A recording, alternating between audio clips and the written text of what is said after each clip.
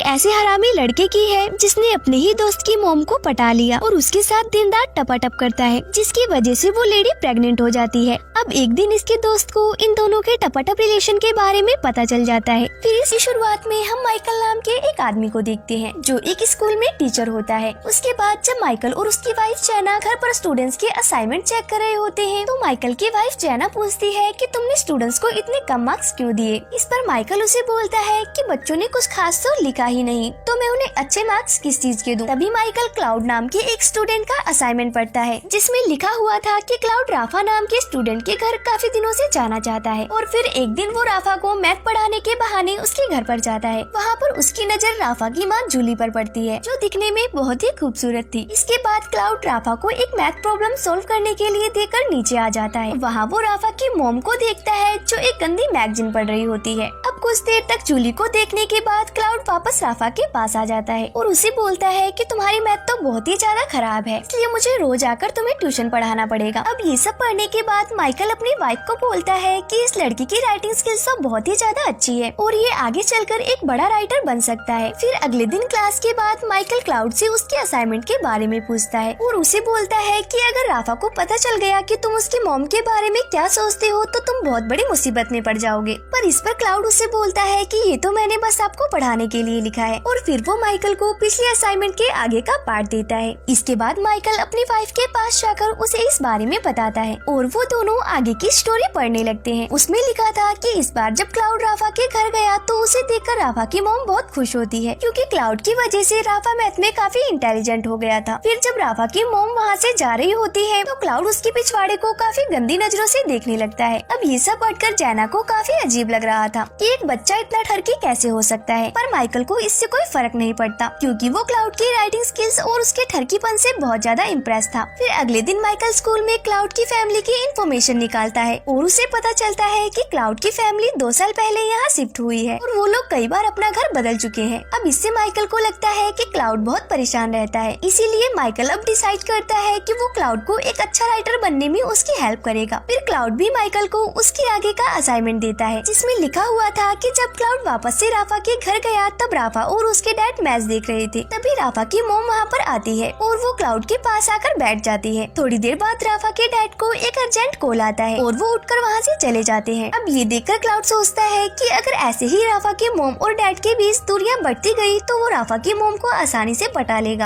अब ये असाइनमेंट जब माइकल अपनी वाइफ को पढ़ाता है तो अब उसकी वाइफ को भी ये लगने लगता है कि क्लाउड की राइटिंग स्किल्स बहुत ही ज्यादा अच्छी है। फिर अगले दिन स्कूल में क्लाउड माइकल को एक और असाइनमेंट देता है जिसे घर जाकर माइकल अपनी वाइफ के साथ पढ़ने लगता है। उसमें क्लाउड ने लिखा था कि मैंने इस बार राफा को मैथ का बहुत ही मुश्किल क्वेश्चन सॉल्व करने के लिए देकर नीचे राफा की मॉम को देखने चला गया। नीचे राफा के मॉम और डैड आपस में बहस कर रहे थे जिसे देखकर क्लाउड को बहुत ही अच्छा लगता है। थोड़ी देर बाद जब राफा की मॉम बाहर आती है तो वो क्लाउड को देख लेती है, पर तभी क्लाउड सामने रखी हुई पेंटिंग को देखने का नाटक करने लगता है। पर राफा की मॉम को ये पता चल गया था कि क्लाउड उनकी बातें सुन रहा है, इसलिए वो रात को राफा के डैड को बोलती है कि उन्हें राफा के लिए कोई दूसरा कोच ढूंढना होगा। अब ये बातें क्लाउड भी छुपकर सुन रहा होता है और उसे अब बहुत ज्यादा टेंशन होने लगती है क्योंकि अगर इस बार राफा के मैथ में अच्छे नंबर नहीं आए तो वो राफा के घर पर ट्यूशन पढ़ाने नहीं आ पाएगा। अब बहुत सोचने पर क्लाउड को एक आइडिया आता है और वो अगले दिन माइकल को मैथ का पेपर चुराने के लिए बोलता है और साथ ही वो उसे ये भी बोलता है कि अगर उसने ऐसा नहीं किया तो वो गंदी किताबें लिखना करना छोड़ देगा। अब ये सुनकर माइकल बहुत परेशान हो जाता है क्योंकि वो क्लाउड को गंदी किताबों का ठरकी राइटर बनाना चाहता था, इसलिए वो क्लाउड के बोलने पर मैथ के पेपर चुरा लेता है और उन पेपर्स को वो क्लाउड को दे देता है। अब अगले दिन जब टेस्ट होता है तो राफा के उसमें बहुत अच्छे नंबर आते हैं जिसको देखकर उसके मॉम डैड को बहुत अच्छा लगता है और वो क्लाउड को राफा को ट्यूशन पढ़ाने की परमिशन दे देते हैं। इसके बाद राफा के डैड क्लाउड को उनके साथ फुटबॉल मैच खेलने के लिए कहते हैं, पर क्लाउड उन्हें मना कर देता है क्योंकि जब वो दोनों मैच खेलने के लिए बाहर जाएंगे तो घर पर राफा की मॉम अकेली होगी, जिस वजह से वो उनसे अकेले में मिल पाएगा। फिर अगले दिन जब राफा अपने डैड के साथ मैच खेलने के लिए जाता है तो क्लाउड राफा के घर पर आ जाता है। वहाँ पर राफा की मॉम अकेली थी और उनके पूछने पर क्लाउड बताता है कि वो यहाँ पर अपनी मैथ्स की बुक लेने आया है, पर जब उसकी मॉम मैथ की बुक ढूंढने लगती है तो उसे वहाँ पर कोई भी बुक नहीं मिलती। इसके बाद क्लाउड राफा की मॉम के इयरिंग देखकर बोलता है कि ऐसी ही इयररिंग उसकी मॉम के पास भी थी, पर वो अब इस दुनिया में नहीं है। अब ये सुनकर राफा की मॉम इमोशनल हो जाती है और फिर वो दोनों कोल्ड ड्रिंक पीकर बातें करने लगते हैं। अब ये स्टोरी सुनकर माइकल की वाइफ उसे बोलती है कि अगर राफा के डैड को इस बारे में पता चल गया तो वो उसे जिंदा नहीं छोड़ेंगे, पर इस पर माइकल उसे बोलता है ऐसा कुछ नहीं होगा। अब रात को फिर माइकल क्लाउड का एक और असाइनमेंट पढ़ता है जिसमें लिखा होता है कि इस बार उसे राफा के घर पर बहुत लेट हो गया था, तो राफा के डैड ने उसे यहीं पर सोने के लिए कहा। फिर जब राफा क्लाउड को उसका रूम दिखाने के लिए जाता है तो वो क्लाउड को बोलता है कि वो उसका बेस्ट फ्रेंड है और इसके साथ ही वो उसे किस करने लग जाता है। अब इससे हमको पता चलता है कि राफा क्लाउड को लाइक करता है। फिर जब आधी रात हो जाती है तो क्लाउड चुपके से राफा की मॉम के कमरे में जाता है और वो उसे सोते हुए देखता रहता है। अब ये पढ़ने के बाद माइकल की वाइफ को काफी अजीब लगता है और माइकल उसे बोलता है कि इसमें कोई भी गलत बात नहीं है और क्लाउड की उम्र के बच्चे इतने ठरकी तो होते ही हैं। फिर अगले दिन हम क्लाउड को देखते हैं जो राफा की मॉम के करीब आता जा रहा था। इसके बाद रात को राफा की मॉम और उसके डैड के बीच में झगड़ा होता है और वो झगड़ा धीरे धीरे बढ़ने लगता है। फिर राफा के डैड गुस्से में जब वहाँ से बाहर चले जाते हैं तब वहाँ पर क्लाउड आता है और वो राफा की मॉम को एक लेटर देकर चला जाता है। अगले दिन उस लेटर को पढ़कर राफा की मॉम क्लाउड को अपने पास बुलाती है और फिर जब वो लोग बातें कर रहे होते हैं तो क्लाउड माइकल को इमेजिन करने लगता है। इसके बाद राफा की मॉम को वो लेटर पढ़कर बहुत अच्छा लगता है और वो वहीं पर क्लाउड को किस करना शुरू कर देती है। अब ये सब राफा खिड़की से छुपकर देख रहा होता है और उसे ये देखकर बहुत बुरा लगता है, जिसके बाद वो अपने रूम में आता है और आत्महत्या कर लेता है। और असाइनमेंट के लास्ट में लिखा होता है कि कहानी अभी बाकी है।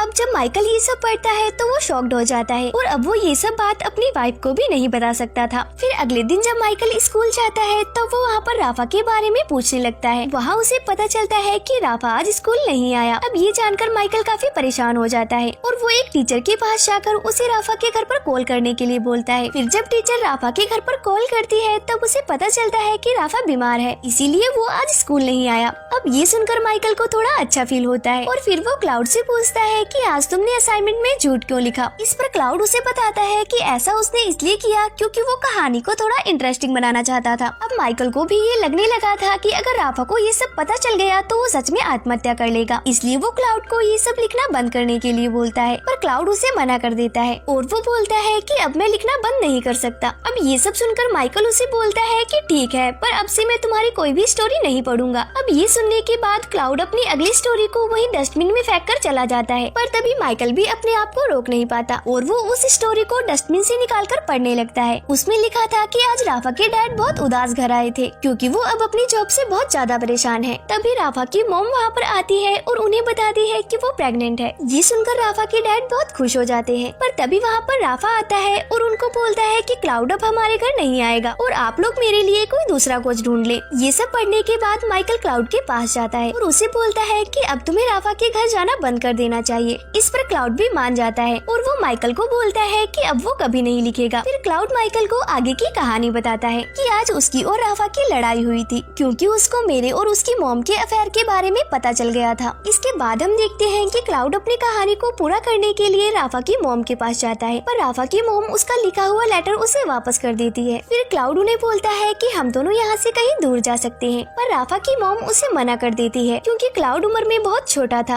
अब इससे क्लाउड को बहुत बुरा महसूस होता है और वो रोने लगता है। इसके बाद क्लाउड माइकल के घर पर आता है जहाँ पर उसकी वाइफ जैना उसे बताती है कि माइकल अभी घर पर नहीं है। इस पर क्लाउड उसे बोलता है कि मुझे पता है कि वो घर पर नहीं है, इसीलिए ही तो मैं यहाँ पर आया हूँ। इसके बाद हम माइकल को देखते हैं जिसे स्कूल से निकाल दिया जाता है क्योंकि प्रिंसिपल को पता चल गया था कि उसने ही पेपर चुराया है। फिर जब माइकल अपने घर पर आता है तो उसकी वाइफ उसे अगला असाइनमेंट देती है जिससे माइकल को पता चलता है कि क्लाउड यहाँ पर आया था। उस स्टोरी में लिखा था कि क्लाउड जैना को बताता है कि माइकल ने उसे एक बार कहा था कि मेरी बीवी बांझ है, इसीलिए हमारा बच्चा नहीं हो रहा। अब ये सुनकर जैना को बहुत गुस्सा आ जाता है और वो क्लाउड के साथ ही घपाघप करने लगती है। अब ये सब पढ़कर माइकल को बहुत गुस्सा आता है और वो जैना के साथ लड़ने लगता है। अब मूवी के लास्ट सीन में हम माइकल और क्लाउड को बात करते हुए देखते हैं। माइकल क्लाउड को बोलता है कि मुझे विश्वास नहीं हो रहा कि जिस लड़के की वजह से मेरी जॉब गई और मेरी बीवी मुझे छोड़कर चली गई, मैं उसी लड़के से बात कर रहा हूँ। अब माइकल की ये बात सुनकर क्लाउड हंसने लगता है और इसी सीन के साथ इस मूवी का एंड हो जाता है।